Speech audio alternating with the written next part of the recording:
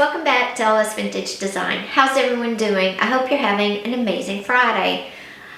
I was so mad. Yesterday I filmed two full videos, one for this channel, one for my art channel, and when I went to download them onto my computer, there was nothing there. I have never ever had that happen, ever.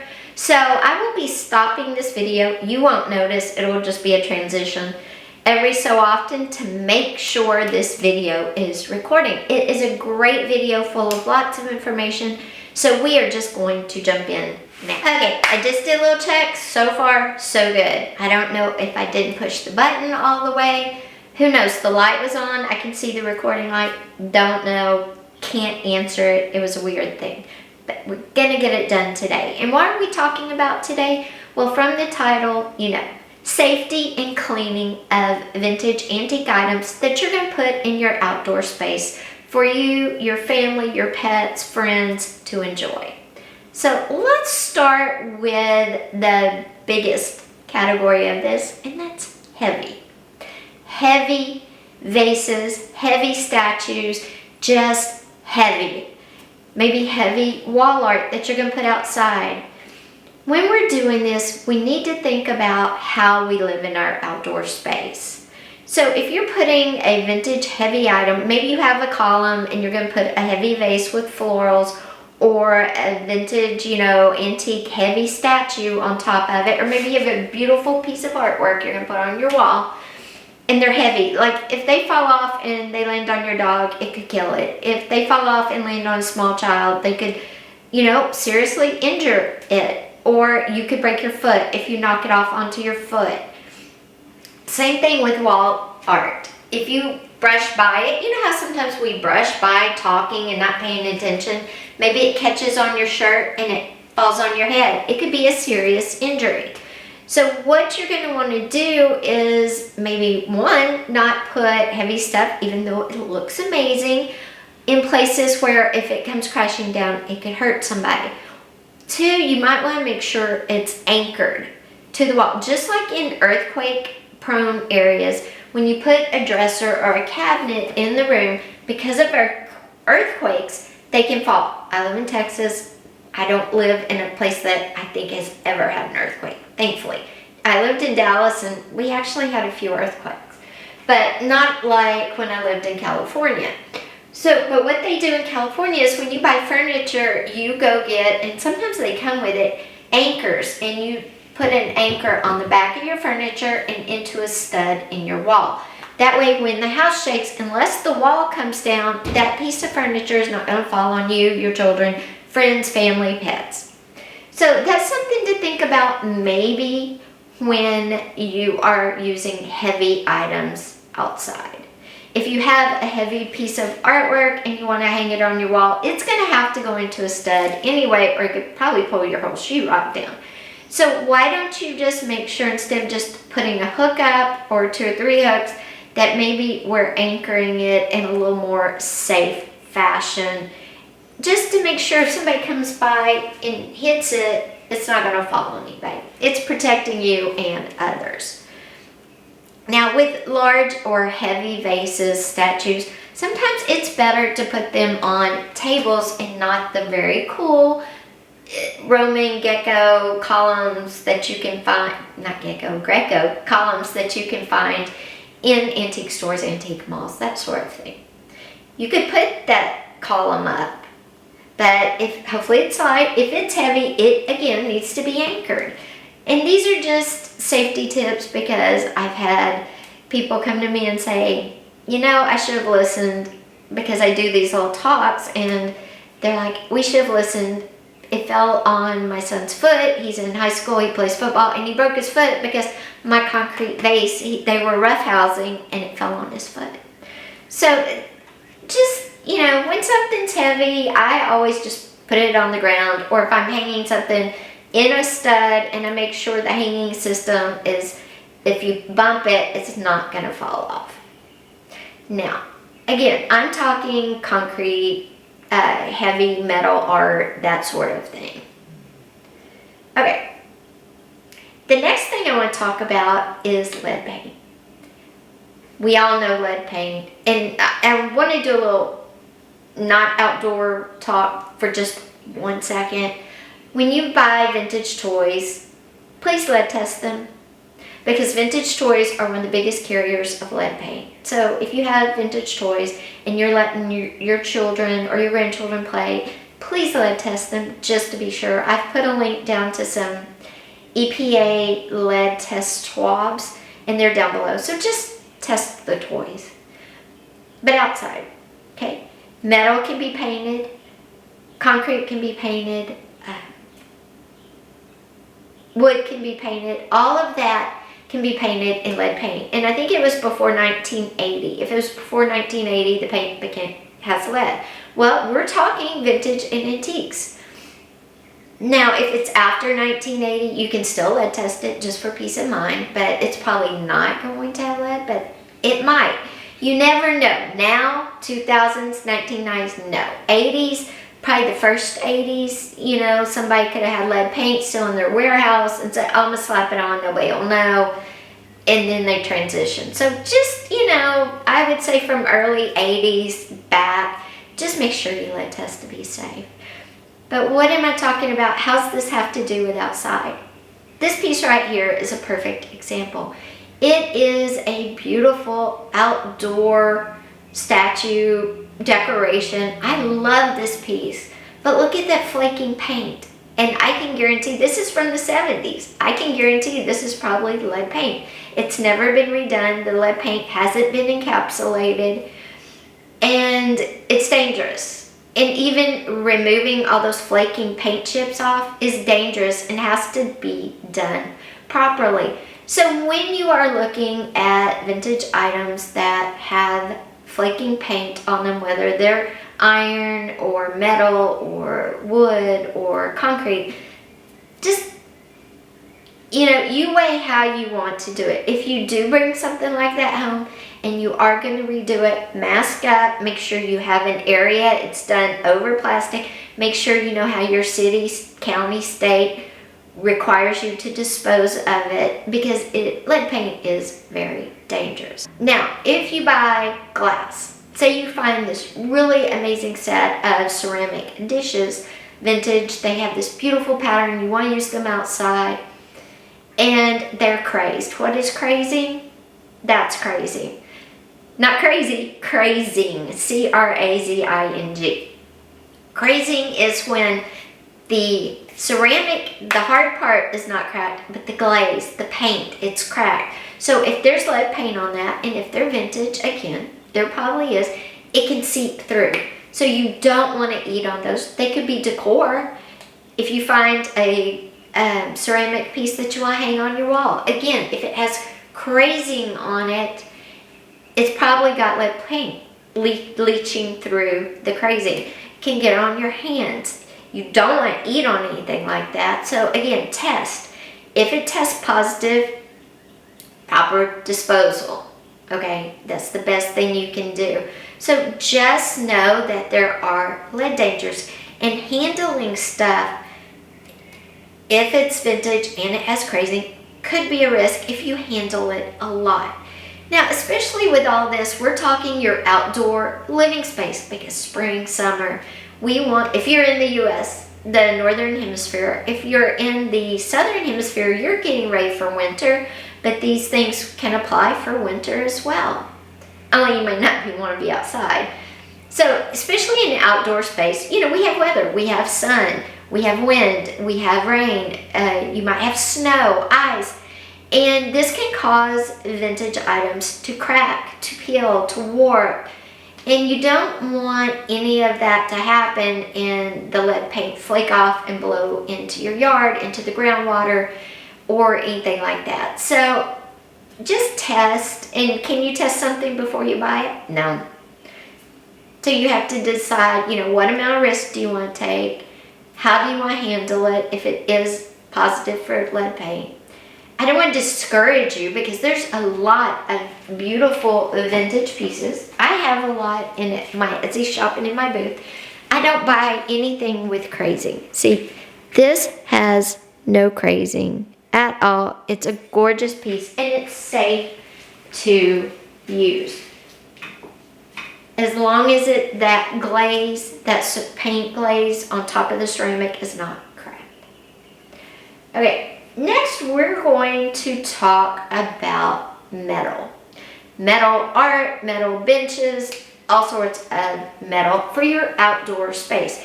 Metal is probably one of the favorite things to use in an outdoor space.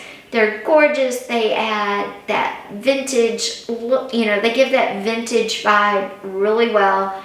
And they're fun. That they can be something that other people don't have.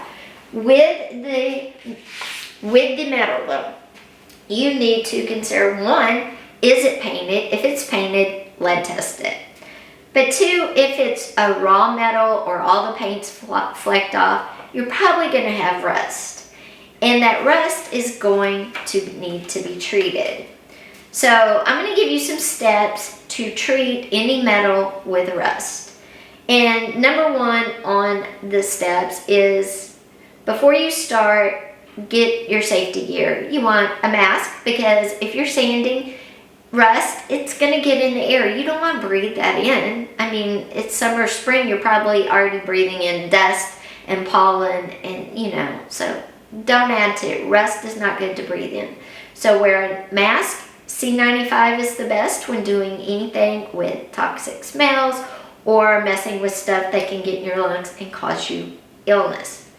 Safety goggles. Again, it's going to be flying while you're sanding, doing that stuff, and you don't want it in your eyeballs. We need our eyeballs. And the last thing is gloves. You don't want anything soaking into your skin. Okay, so first we are going to step number two, we're going to remove the rust. This can be done with a steel wool. This can be done with sandpaper, 80 to 120 grit, steel wool, or a wire brush. You rub it, you wipe it, you get all the loose rust off. Once you have removed all the rust, step three, you're going to treat the rust with a rust concealer or primer. If you want to keep the old look and you're not going to paint it, treat it with a rust concealer. If you're going to paint it, treat it with a rust primer.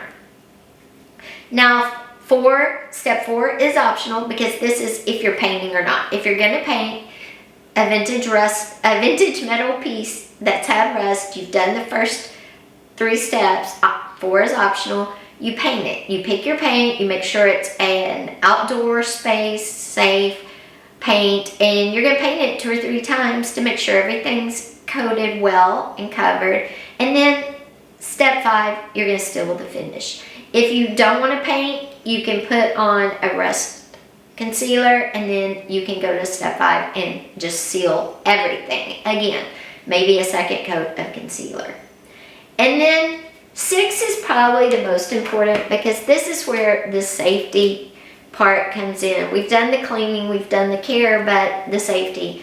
A lot of vintage metal pieces have sharp corners. They have sharp edges, and if you're a clumsy human being like me, I bump into things. Indoors, outdoors, doesn't fail. But especially in an outdoor space, because you're probably not as delicate outdoors with your furniture, with your items, as you are indoors. Or if you have children, grandkids, pets that jump and bounce and have fun, climb.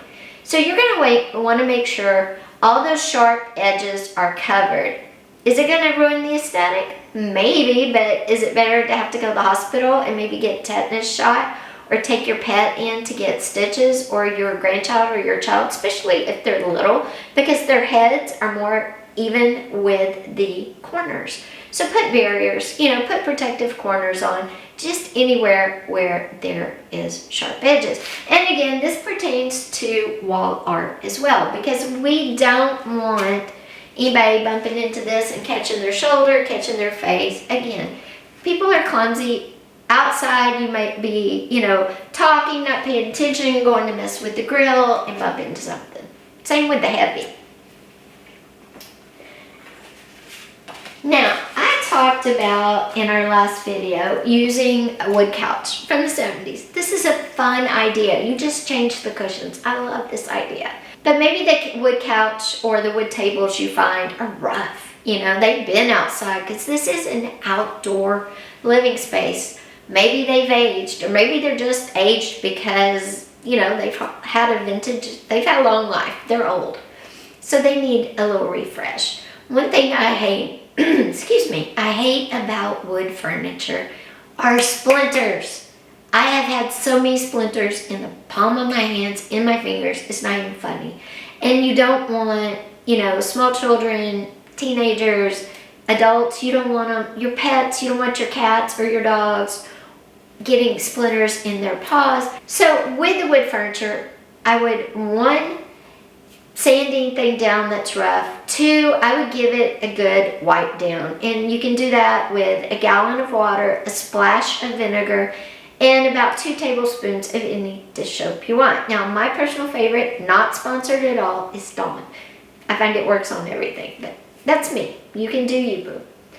So first you want to sand it and then wash it down, get all that sanding residue off, any wood chunks, pieces. Then what you're going to do is you're actually going to seal the wood.